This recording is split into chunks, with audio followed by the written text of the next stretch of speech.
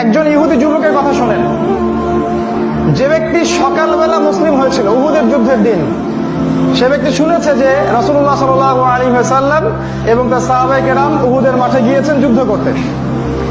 এই ইহুদি যুবক চিন্তা করলো, আমার কওম যুদ্ধ করবে উহুদের মাঠে, আমি যুবক ছেলে ঘরে বসে থাকবো, এটা হতে পারে না।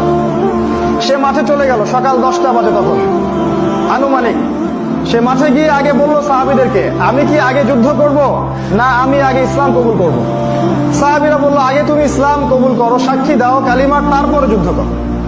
সে ইহুদি যুবক, সে কিন্তু ইহুদি যুবক, সে কালিমার সাক্ষ্য দিল, লা ইলাহা ইল্লাল্লাহ মুহাম্মাদান রাসূলুল্লাহ।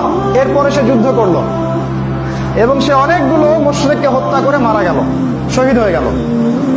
আমাদের নবী সাল্লাল্লাহু আলাইহি ওয়াসাল্লাম যখন এই যুবকটার লাশ দেখলেন উহুদের মাঠে, তিনি বললেন, এখানে কিভাবে